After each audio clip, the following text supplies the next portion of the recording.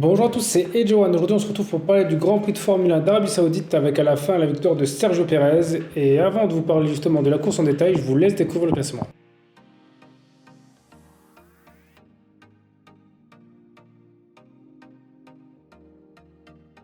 Donc, comme je disais, ce fut la victoire de Sergio Pérez. Alors, Pérez qui a pourtant fait un mauvais départ. Alonso, justement, était devant lui au début.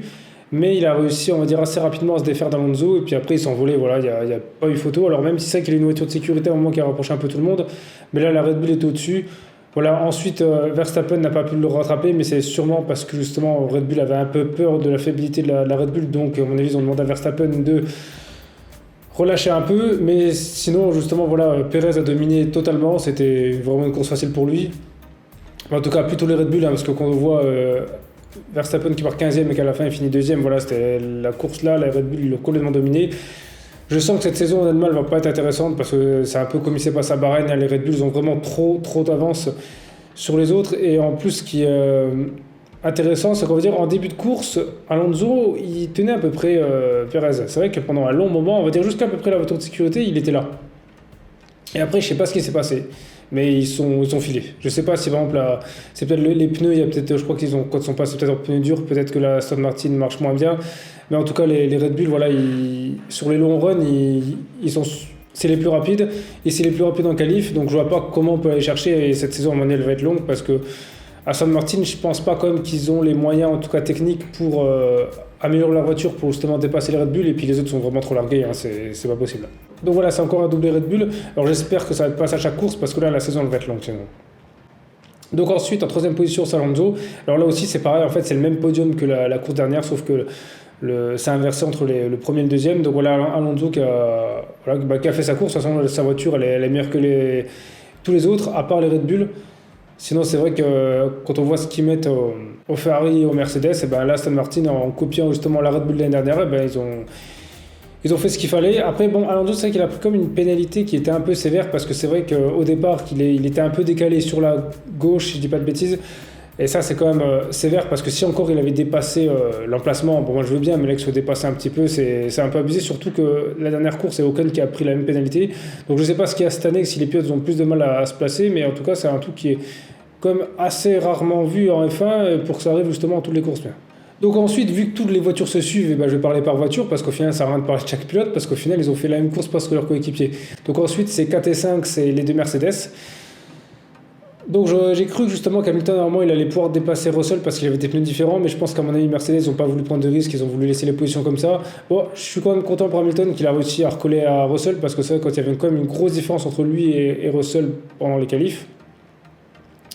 Maintenant, on dirait que la Mercedes, elle marche mieux justement en course qu'en qualif, parce que c'est vrai que c'est un peu comme la dernière course, on va dire à Bahreïn, en qualif, c'était pas terrible, mais en course, ils étaient pas mal. Ouais, bah, pas mal, je me comprends, on va dire c'est mieux, ils étaient mieux que les Ferrari, mais là, ils sont vraiment trop loin. C'est-à-dire que cette année, pour que Mercedes puisse espérer faire un podium, il faut qu'il y ait les Red Bull ou une Aston Martin qui soient pas dans le coup, voire même une Ferrari, donc là, franchement, ça va être compliqué. Je pense que cette année, on aura peut-être une belle bagarre entre Ferrari et Red Bull, et encore, si on regarde cette course, il n'y en a même pas eu. Mais là, les Mercedes, voilà, et je trouve ça compliqué quand même de finir derrière l'Aston Martin en soi parce que c'est le même moteur. En plus, il a un peu moins, je crois, un tout petit peu moins puissant. Donc ça craint quand même quand une usine, une équipe cliente, voilà, finit devant toi avec le même moteur, quoi. Donc ça montre que le châssis, cette année, McLaren, ils ont fait un peu n'importe quoi. 6 et 7, c'est les deux Ferrari. Voilà, donc je suis un peu déçu de la performance de Leclerc parce que je pensais qu'il allait remonter plus loin que ça, vu qu'en qualif, il était de bon. À Bahreïn, il était vraiment bon. Et là, je sais pas, il a même pas essayé d'attaquer Sainz, alors peut-être qu'il pouvait pas, mais ça m'étonnait qu'il n'ait pas remonté plus que ça, parce que surtout qu'en début de course, il remontait même mieux que Verstappen. Et après, ça a bloqué. Alors je sais pas vraiment ce qui s'est passé, mais ça a bloqué. Et ça m'étonne vraiment que les Ferrari ont fini si loin, parce qu'en soi, ils ont fini comme derrière les deux Mercedes, et puis c'est pas à une demi-seconde, c'était quand même à 4-5 secondes, donc il y a quand même pas mal d'écart entre eux. En fait, c'est dès qu'il y a eu la voiture de sécurité, je sais pas ce qui s'est passé, mais toutes les voitures, là, il y a eu un gros changement, et plus personne n'a pas réussi à revenir. Mais bon, peut-être après, c'est une consigne d'équipe. Ils ont demandé justement à Leclerc de ne pas dépasser Sainz. Sainz, ça lui permet justement de garder on va dire, l'avance sur Leclerc au championnat. Mais en tout cas, c'est vrai que c'est quand même pas une bonne performance pour les Ferrari parce que le niveau là, c'est le niveau qu'ils avaient avant qu'ils rebondissent. Parce que même si c'est 7, c'était même justement, je crois, l'année d'après qu'ils avaient eu le problème de moteur. Là, franchement, c'est vraiment un niveau très très mauvais là, pour Ferrari. Comparé à ce qu'ils ont fait l'année dernière, pourtant c'est normalement l'évolution de la voiture de l'année dernière. Et ensuite, on continue les deux Alpines, 8 et 9, donc Ocon et Gasly. Alors bon, voilà, c'est la place des Alpines, on va dire chaque course, on sait qu'ils sont là. Ils ont quand même fait une bonne course dans l'ensemble. Voilà, les deux sont suivis, je pense qu'ils ont exploité la voiture au maximum. Voilà, on les a pas trop vus à l'écran, donc il n'y a pas trop de choses à dire sur eux. Ils ont eu quelques petites bagarres par-ci par-là, mais voilà, c'était une course quand même assez discrète des deux Alpines. Et le 10e, c'est Magnussen. Alors voilà, c'est quand même bien pour lui qu'il fasse mieux que Hülkenberg. Voilà, il marque le point. Je pense que Haas, ils pourront peut-être de temps en temps jouer des points. C'est vrai qu'à la fin, Magnussen a fait comme une belle bagarre avec Tsunoda pour avoir le point de la 10e place. À mon avis, ça va jouer peut-être entre AlphaTauri de temps en temps et Haas pour la 10e place. Mais voilà, en tout cas, c'est quand même une belle course 2. Après, c'est vrai qu'il y a eu l'abandon de Stroll. Peut-être si Stroll avait pas abandonné, il ne l'aurait pas eu.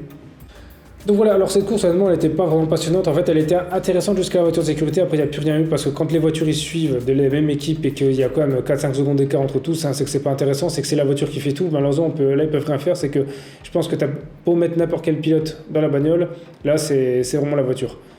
Et ça, j'espère que ça va pas être à chaque course parce que là, c'est même pas intéressant, on va dire. Regardez, peu importe d'où ils partent, les pilotes, c'est la voiture qui est à la place là. On voit les Red Bull, et le Verstappen par 15e, il finit 2e, et tous les autres, voilà, parce qu'ils sont pas partis justement à la place là.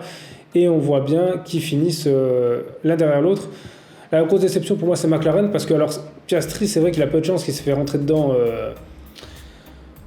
au départ. Après, j'aurais cru comme qu'il allait remonter parce qu'en soi, il avait quand même fait un super qualif et au final non, il n'a pas pu. Et Norris qui finit encore derrière lui, c'est vrai que Norris, lui, il a vraiment fait une course encore pire parce que lui, il n'a pas été rentré dedans, il est resté dernier tout le long. Je pense que cette année les McLaren, elles sont pas bonnes, et Piastri, il a l'air d'être meilleur que lui. Je pense que à Norris, ça va lui faire du mal, ça. Donc voilà, j'espère vraiment que les prochaines courses, elles seront plus intéressantes que ça, parce que quand Mercedes dominait, il y avait quand même un peu de bagarre avec les autres. Voilà, c'était pas tout le temps 1 et 2, là c'est des doublés toute la saison, ça va pas être intéressant. J'espère que la prochaine course en Australie, peut-être que justement elle va un peu changer les choses vu que c'est un circuit à l'ancienne. Donc voilà, après vous justement dites-moi dans les commentaires ce que vous pensez de cette course, voilà, si vous la trouvez passionnante ou non. Et sinon, merci à tous d'avoir regardé cette vidéo, c'était Edjohan, on se retrouve très vite pour une prochaine vidéo.